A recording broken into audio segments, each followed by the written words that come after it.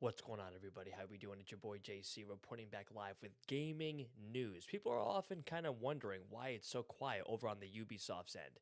Well, you're about to find out why. For those of you that are Splinter Cell fans, this will be probably an eye-opener. Check this out. Warning, how silly of me.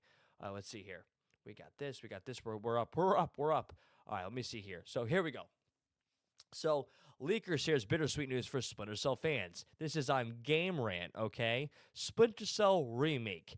They announced the Splinter Cell remake about 3 years ago in 2021. We have not heard anything about it since. It's a little annoying. Us Splinter Cell fans are very used to being patient. They haven't come out with a new Splinter Cell game in almost 15 years. The last game they came out with was Splinter Cell Blacklist. Now, that came out in 2013. Phenomenal game, by the way. Was kind of new, kind of different because it wasn't Michael Ironside's voice acting that was doing it. It was, I think his name was Sean something. I'm not really sure. I think he played in an older series. I want to say Smallville, but I could be wrong. But it was just another actor. Anywho dells, okay? People have been looking forward to this. There was a leak about it, and then all of a sudden it's been delayed, and people are like, "What's going on?" So as we go over here, okay, Leaker shares bittersweet news for Splinter Cell fans. The Splinter Cell remake has reportedly been internally delayed due to being in bad shape. What does that mean? Ubisoft is rumored to be working on a Splinter Cell Blacklist remaster, also in the process of making a remake. So I don't even know what they're doing. It sounds to me that the direction's a bit iffy at the moment, especially with an Assassin's Creed that they're currently working on. Again, see, which was originally meant to be announced in July. The current status of the purported project is unclear. Yeah, we've all felt that way. I feel like we've kind of been ghosted with this, to be completely honest with you, and it kind of sucks. Let's see. Ubisoft announced the remake of the Splinter Cell game in December 2021. Not much has been officially said about the project ever since, with fans still waiting for the company to show any gameplay of the upcoming title. We haven't even gotten like a teaser or anything like that. Now, the sad thing is that there are actually some creators who, I guess, compile trailers and we get bamboozled, meaning it's fake content. It's not real. And some people get stirred up about that, especially me. I have been bamboozled so much in my lifetime. It is not fun, especially when it comes to news and upcoming series. Let's see here. We got this. As we go down, Splinter Cell Remake is reportedly nowhere near done. So what is the problem? What exactly is going on? As for the Splinter Cell Remake, Lippy claimed that the game is not in great shape right now, citing that as the reason for its alleged postponement. And while the work on it is said to continue, it is still too early to talk about potential release windows. The leaker said. Lippy's report and Ubisoft's year-long radio silence aren't the only indicators that the project is facing difficulties, at least because the Splinter Cell remake had also lost its director back in late 2022. Yeah, so there were also rumors. Now, I don't know if this is true or not. Unfortunately, I didn't actually look this up, but you guys probably could do it yourselves. Apparently, there were rumors that Ubisoft almost got bought out or did. I'm not really sure about that. But for those of you that know, Splinter Cell, okay, that was my childhood. Splinter Cell was the definition. It was the first game of its. It was in its prime. Okay, like what am I trying to say here? Stealth action, guys. It was the first game of its kind. It was exemplary in the freaking stealth action series, or genre that is. And then Metal Gear Solid came out. Now, they were kind of competing against each other, from what I understand. I'd have to look more into that. I'm not really sure, but no, Splinter Cell left a huge mark on me. I remember getting the first game, and I remember going to GameStop. I remembered going to GameStop, and I was allowed to buy one game. I had a budget, and I was like, all right, well, this looks cool. Let's give it a shot. Turned out to be the best game I've ever played. It's my favorite game to date, actually, right now. And the game's over 20 years old. It's nuts. Ubisoft has numerous titles under its umbrella, and is best known for the Assassin's Creed series. But some series have all but been forgotten, aka Splinter Cell. Okay, we've been dying for a new entry during its hiatus. While it may not be a new game in the series, reports of a Splinter Cell remake has been swirling in the Nexus, and a recent event may have confirmed a release for the upcoming remake. Okay, guys, so I'm looking forward to it. There's also been rumors of it completely being a remake of the first game. If I didn't mention that earlier, I apologize. The first game apparently is looking to get a remake, okay? But There also been reports and rumors of them making a completely separate storyline. I don't know what they're planning on doing. I've heard both things. I really hope they don't change it from the first game. I mean, doing a remake's one thing, but if they change the story of the first game, I'll be very against that, because if you've played the first game, it's a classic and you should not don't ruin a masterpiece. Nikolai, Nikolai Vyacheslav Grinko of the Russian mafioso, the Georgian president that declared war on the U.S.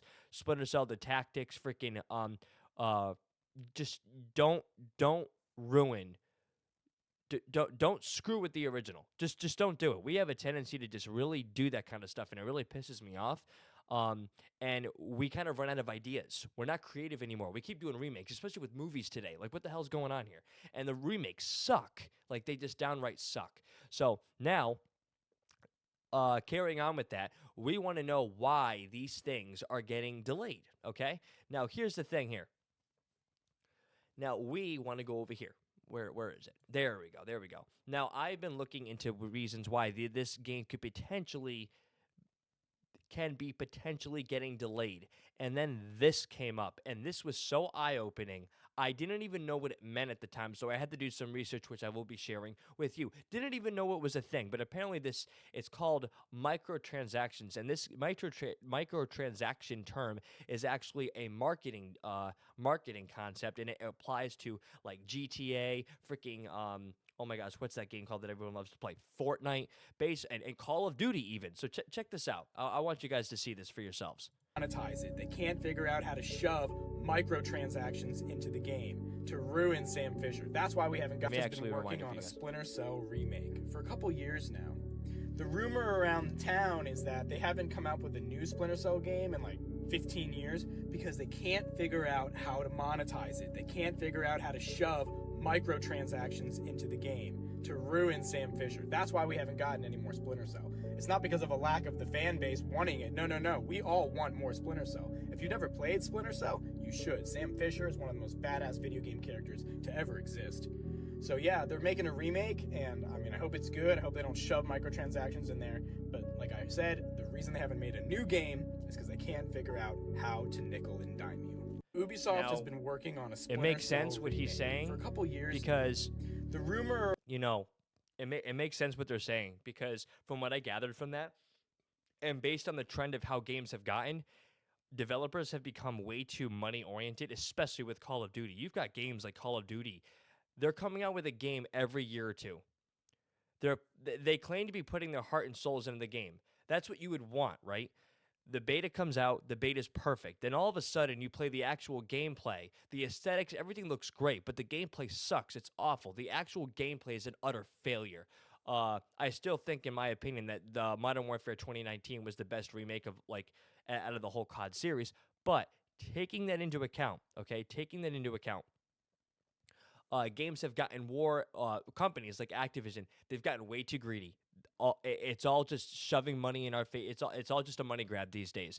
And basically, so I took the liberty upon myself to actually check out what microtransactions actually are, because I didn't know what that actually meant.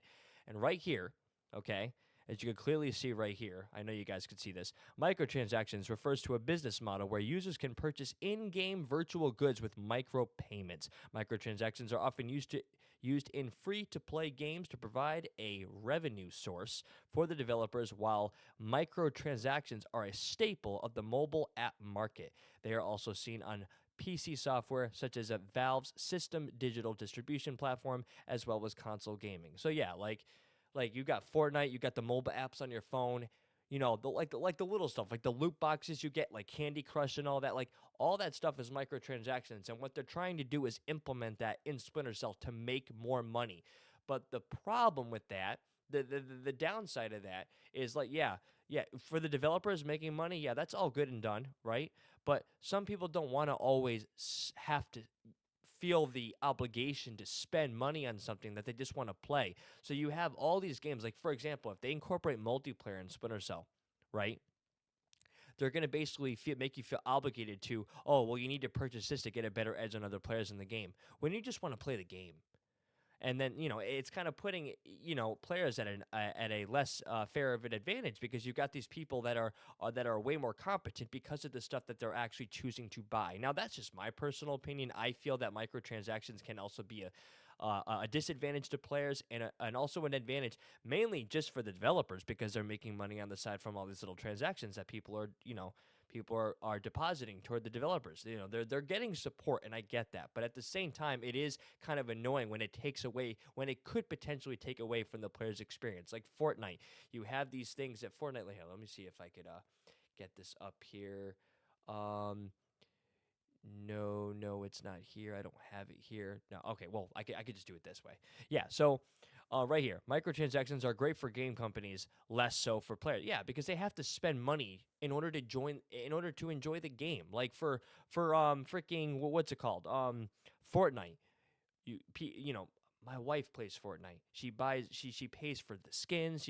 Like, that's your choice, yeah, and all that. But there are some things that I feel like that just aren't necessary. And especially when it comes to the point where it's delaying a process to a game. Like, I don't know. I feel like the developers could sometimes, their priorities could be a little mixed up. That's my personal opinion, and I feel it could actually really hurt their sales instead of actually do good. And again, that's just my personal opinion. Right here, microtransactions are great for game companies, less so for players. Assassin's Creed Valhalla, the latest installment of the Ubisoft's Assassin's Creed franchise, came out in November 2020. Like most AC games, it was highly anticipated. It sold more copies in the opening week than any other game in the series. Needless to say, fans were excited. And yet, just over 4 months after its release, fans are castigating Ubisoft for including and leveraging overpriced in-game purchases. So there you go, guys. There it is. There's the evidence in words right there. Like, it's good for the developers, but also when they have complete, when they have complete authority, like they could literally just overprice things. They could overcapitalize. You've probably heard of a microtransactions before, even if you're not a hardcore gamer. But take a look at your phone's app store, and almost all the games in there will have a little textbook that says in-app purchases. Okay, let's go down here. Okay. Microtransactions come in all shapes and sizes. Most of the time, they're simply cosmetic, like buying a swanky set of rainbow armor for your avatar. What did I just say? I was just talking about freaking Fortnite. Puts them in a better position to beat an opponent online. When it comes to cosmetic in-game purchases, most players don't seem to mind. Spending money simply to change how your character looks doesn't affect gameplay itself. Skins, whatever, right? So why should it matter? It matters to gamers like Philip Erickson. Now, I don't know who this guy is, but he's a part of the story, apparently. One of those flabbergasted Assassin's Creed fans who recently went viral on Reddit for posting about his frustration with the new AC game. There are now nine armor sets in the microtransaction store, just as many as the entire base game, Erickson said in this post. Are we just going to let this slide? Visuals are important to players, but when they buy a game, they expect an escape, a journey into some unknown world filled with action and adventure, and the scene terrains aren't the only visuals that matter. Let's see here, going down here. The cosmetic part for me is something that's very, very important. Erickson tells me, I like customizing my character. The customization was a bit lacking in Assassin's Creed Valhalla, which made it a bit sour when there was so much available in the microtransaction store. Let's see. Erickson's concerns come down to the price tag. Do the players really want to pay more money? Right here. In this case, around $20 for a set of armor when you already paid for the game. You're probably already paying for multiplayer. This is what Activision has been doing with Call of Duty. That's why I don't play Call of Duty anymore. The game itself is literally a game that's revolved around it's all just money grabs. It's mini money grabs. They have you buy this game for like $60+, and the gameplay glitches left and right. What you have to deal with isn't worth it. Not to mention, the Modern Warfare 3 campaign was awful. It was horrible. I don't know. I just feel like there's more negative. There's just more of a downside, especially depending on the game itself. Generally, in the past Assassin's Creed games, they drop a couple of expansions too, says Erickson. The last big season pass cost about $20. It included a new map, countless quests, and costs around the same price as just one of the new armor sets. So again, especially when you're not. It's not even reasonable, especially if when you're not even pricing reasonably. If you're not pricing accordingly, like that doesn't make any sense.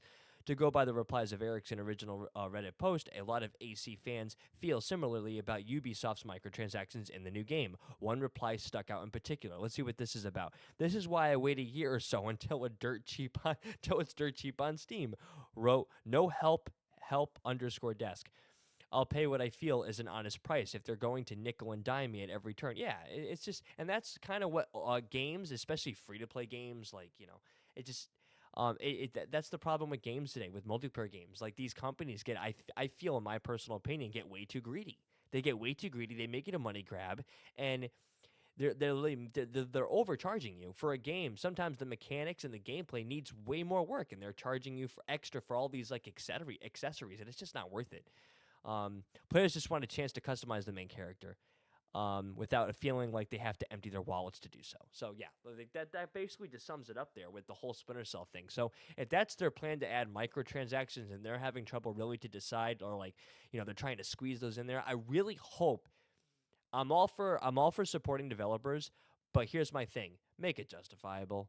Don't ruin it for the player's experience, especially when you're trying to make a remake of one of the best games of all time from my childhood. Don't ruin it. Don't do it. It's going to hurt your sales. And the microtransactions, and if it's going to hurt your sales, the microtransactions won't do a dip for you. They won't even give a rip. It's not going to work. So yeah, that is the portion of gaming news. But hold on a second, just for old ha-has, okay? We are going to watch the Splinter Cell Blacklist world premiere trailer for North America, and this came out 12 years ago. So this is just an idea. Splinter Cell Blacklist, I believe we are going to eventually play on the channel. Not really sure yet, but that is the goal. Here we go.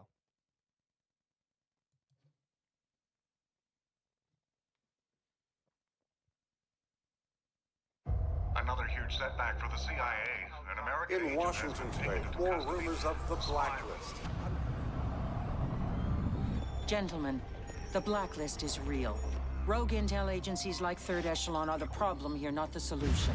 I want every single operation related to them grounded and gutted now. I'm shutting Third Echelon down, effective immediately. It was such a good game. We're on. Sam, we're ready.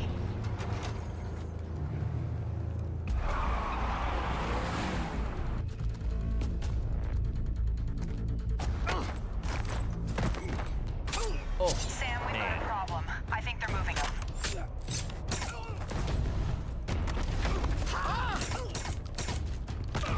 هو لا يسوى شيء. انت مشروع، سمعت اللي بقول لك؟ خلص. تاسم البلاد أوان. تعالك لفرصة. That sucks.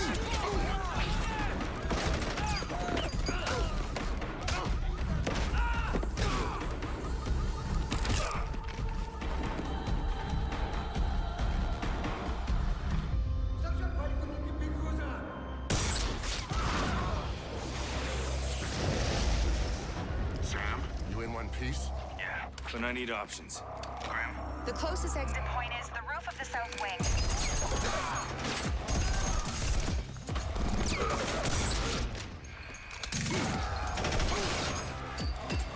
There is no program, no secret spies, no hidden agendas. Any questions? Who the hell are you? CIA? Delta? Welcome to Fourth Echelon.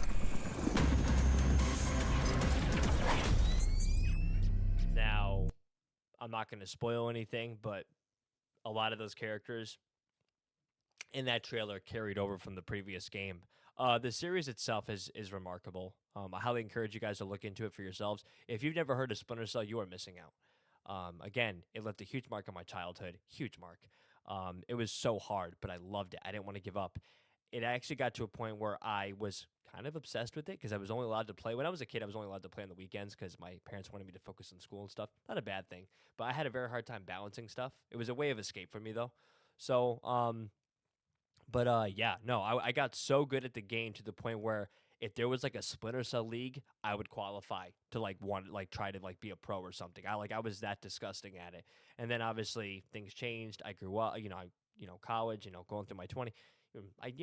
Obviously people drift and things change. But now I'm here. It's ironic because now I'm a gamer, freaking broadcaster, react, whatever you want to call it, and it just for entertainment purposes. And here I am. I'm right back in the saddle.